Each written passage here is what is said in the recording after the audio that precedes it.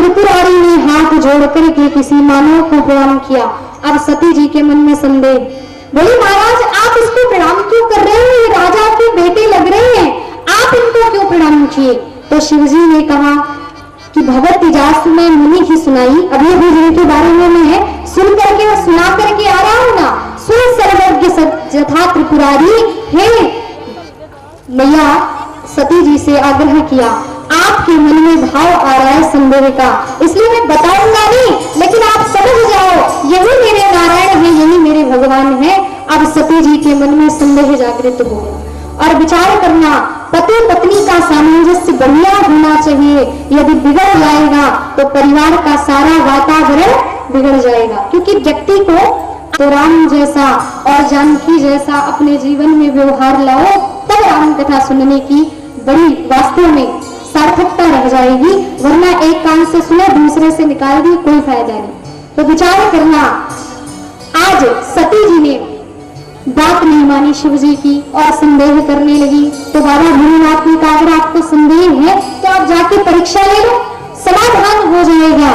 अब शिव जी ने भेज दिया और परीक्षा लेने के लिए तैयार हो गई सती जी। परीक्षा लेने के लिए जा रही हैं, सोच रही हैं कि मैं कैसे परीक्षा लूं। तो विचार किया, राम जी अन्वेषण कर रहे हैं सीता जी का, और जिस चीज को खोज रहे हैं यदि वही उनके सामने आ जाए तो प्रसन्न होकर के, अति प्रसन्न होकर के उसे उठा करके गले से लगा लेंगे, तो मैं भी चलूंगी और सीता का रूप धारण करके जैसे उनके सामने जाऊंगी तो हो सकता है राम जी ये तो मानव ही है ना, इसलिए मुझे तुरंत से आलिंगन कर लेंगे और तब मैं समझ जाऊंगी ये भगवान नहीं है, और यदि पहचान गए तो फिर ठीक है, मैं प्रणाम करके आ जाऊंगी। अब धरी सीता कर रूप चली परीक्षा लेने। इधर भोले बाबा बैठ गए बट के वृक्ष के नीचे, और वृक्ष के नीचे बैठ करके कीर्तन करने लगे, क्योंकि भोले बाबा तो हमेशा कीर्तन करते ना, बड़े भाव से कीर्तन कर रहे। हम लोग भी बाबा भोले बाबा को ध्यान में पहुंचाने का प्रयास कर दे, ताकि इधर समाधि में भोले बाबा रहे, उधर सती जी परीक्षा ले ले।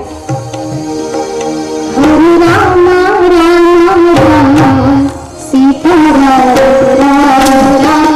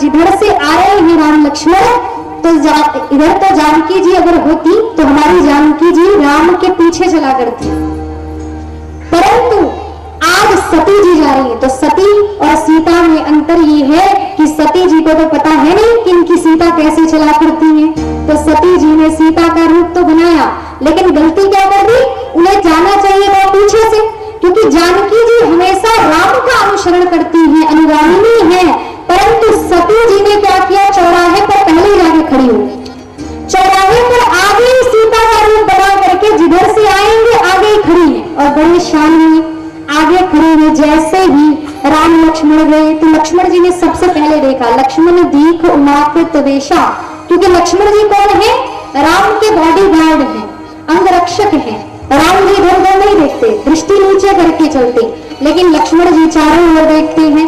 तो सबसे पहले लक्ष्मण ने देखा कि अरे ये तो जानकी के रूप में आगे खड़ी, समझ गए ये मेरी मैया जानकी क्योंकि मेरी माता जी तो राम जी के चरण कमलों का पद अनुसरण किया करते हैं, वो आगे ऐसे खड़ी नहीं हो सकती। ये हमारी मैया नहीं है, वो तो बड़ी मर्यादित है, इसलिए नीचे दृष्टि कर दिया। बोले ये राम जी की लीला राम जी जाने, हम तो कुछ नहीं करेंगे। चुपचाप हो गए, बताया भी नहीं। अब राम जी ने देखा, आगे पहुंची, जैसे ही देखा अब राम जी दृष्टि ऊपर किए और थोड़ी सी ऊपर करने के बाद फिर नीचे, क्योंकि हमारे राम का स्वभाव है मन कुटंठ पथ धरे न काऊ, रघुवंशन कर सहज स्वभाव। हमारे राम का स्वभाव है, उनका संकल्प है कि जानकी के अतिरिक्त किसी भी परिस्त्री के तरफ दृष्टिपात नहीं करेंगे। इसलिए हमारे राम जी ने हाथ जोड़ा, जैसे हाथ जोड़ा अब तो सती जी की आंखें फटी की फटी। वो सोचे हे भगवान पागल हो गए क्या राम जी? हो सकता है अयोध्या में नियम हो कि अकेले अगर पति पत्नी से मिलेगा तो हाथ जोड़ता हो सकता है ये लोग बड़ा डरते हो पत्नी से। उन्होंने सोचा मैं उनकी पत्नी बन के सामने खड़ी हूँ, सीता बन के खड़ी हूँ, इनको पूछना चाहिए कि अरे तुम कैसे आ गई, या तो आलिंगन कर लेना चाहिए, गले लगा लेना चाहिए, पर कितने पागल हैं कि हाथ क्यों जोड़ रहे। और यही नहीं, जैसे ही हाथ जोड़ा सोचने लगी हो सकता है अयोध्या में नियम हो कि ये लोग जब भी अपने पत्नी से पहली बार मिलते हो या ज्यादा दिन बाद मिलते हो तो हाथ जोड़कर प्रणाम करते। अब सोच रही है तो भगवान ने हाथ जोड़ा और हाथ जोड़ करके प्रभु ने किया क्या, पान जोड़ प्रभु की प्रणाम। जैसे प्रणाम किया बोले आपको प्रणाम है, और पिता समेत। अब कहे दशरथ जी का नाम लिया, पिता का नाम लेकर के प्रणाम करते ना किसी को कि मैं फला का बेटा हूँ, आपके चरणों में प्रणाम करता हूँ। तो अभी तो हाथ जोड़े थे तब तक ठीक था, अब क्या किया कि पान जोड़ प्रभु पिता सुनियत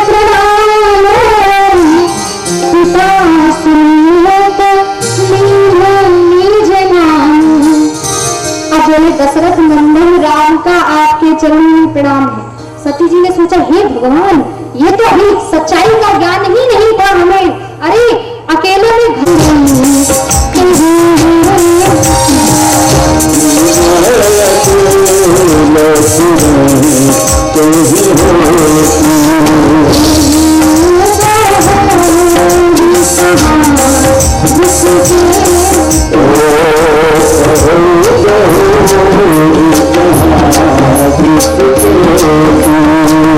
राम जी ने कहा अच्छा कहे वो बहोई कहा ऋषिकेतु। अब बताइए माता जी, जैसे माता जी का, अब सती जी ने कहा अच्छा माता जी भी कहने की परंपरा है क्या अयोध्या में, ये लोग पत्नी को माता जी भी कह देती हैं। कोई बात नहीं, आगे सुना। और जैसे ही आगे सुना कि आप बताओ माता जी आप अकेले ही क्यों घूम रही हो, कहाँ है पिताश्री, कहाँ है, अकेले तो कभी आपको अकारण जंगल में घूमते नहीं देखा, कहाँ है।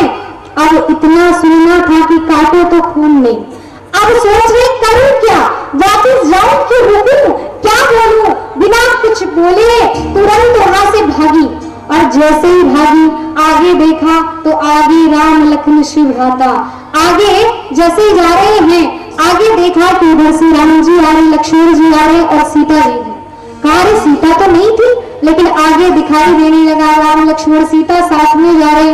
अब पीछे देखा तो पीछे देख रहे पगडंडी पे राम और सीता लक्ष्मण जा रहे हैं। फिर ऊपर देख रही है, ऊपर आकाश में दिखाई देने लगा राम सीता लक्ष्मण। नीचे व्याकुल होकर के धरती में देखने लगी, वहां पर भी राम सीता लक्ष्मण।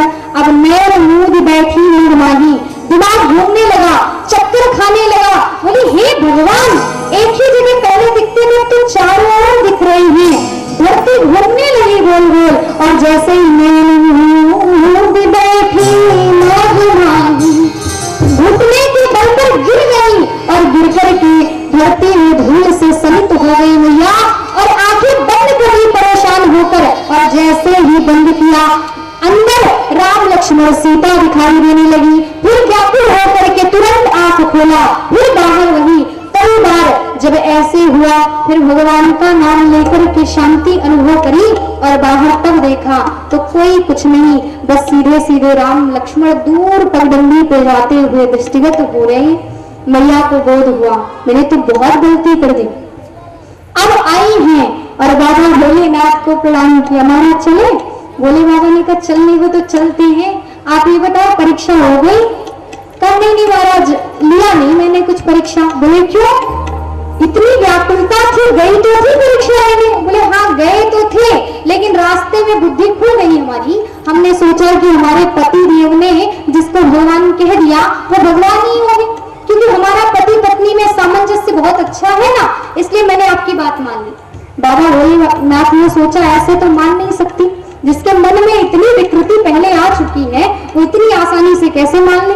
क्योंकि आजकल भी वैसे तो ये भोले बाबा का दरबार है, वो तो उनकी लीला है, लेकिन आज भी सामंजस्य बिगड़ गए। एक बार किसी गांव में, यहाँ की बात नहीं है, किसी गांव में पति पत्नी में खूब लड़ाई हुई, खूब झगड़ा हुआ। तो जानते हो पत्नी ने पति से कह दिया जब आप मरोगे ना तो आपके मरने पर कोई रोएगा नहीं। पति ने कहा कोई नहीं रोएगा? कहा नहीं कोई नहीं रोएगा। पति ने कहा नहीं नहीं कुछ लोग हैं जो रोएंगे। बोले कौन रोएगा? कहा मैं मरूंगा तो तुम तो रोगी ना। पत्नी ने कहा मेरी तो मजबूरी है खैर रोना, लेकिन मेरे अतिरिक्त मेरे अलावा आपके मरने पर कोई नहीं रोएगा। पति ने कहा नहीं नहीं अभी भी कुछ लोग रोएंगे। बोले कौन? कहा मधुबन बाजार में भैया संतोष जायसवाल जी का कुछ कार्य है, उनका कुछ दुकान वगैरह का काम है तो वो रोएंगे, और भैया अनिल जी लोग और भी जितने लोग हैं ना वो सब रोएंगे। बोले क्यों? उनका क्या काम? आप करोगे तो वो लोग क्यों रोएंगे? कहा मधुबन मार्केट में एक पान लगाता है, पान वाले भैया है वो रोएंगे। बोले पान वाले क्यों रोएंगे? आपका कोई रिश्तेदार है क्या? कोई संबंधी है, कोई नाता है? बोले नहीं नहीं जानती हो क्यों रोएंगे मेरे मरने के बाद। बोले क्यों? क्योंकि वो पान वाले से मैं 2 महीने का उधारी का पान खाया, पैसा नहीं दिया। तो बताओ मैं मरूंगा तो रोएगा कि नहीं? आटा दाल चावल वाला रोएगा, 4 महीने से आटा उधार का लिया है उससे, तो रोएगा कि नहीं रोएगा? तो भैया ऐसे ऐसे तो सामंजस्य हो गई भैया, बड़े विचित्र विचित्र बातों के लिए लड़ाई हो जाती है। लेकिन राम कथा सुनते हो आप तो राम जैसा व्यवहार हो, जो जानकी को देख करके पहचान ले ये मेरी सीता नहीं है, ये मेरी जानकी नहीं है, इतना सामंजस्य। और विचार करना, जैसे ही सती जी आई बोले महाराज मैंने तो परीक्षा नहीं लिया। कहा अच्छा? सीधे सीधे नकार दिया कि कछु न परीक्षा लिए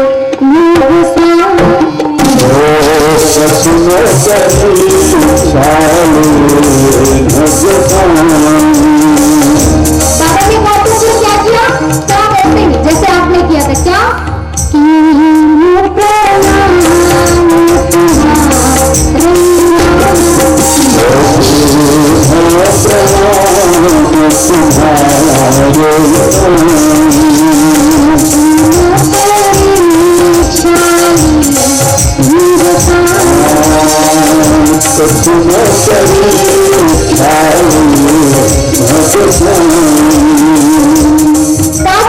परीक्षा नहीं थी, जैसे आपने प्रणाम किया था वैसे मैंने भी कर दिया।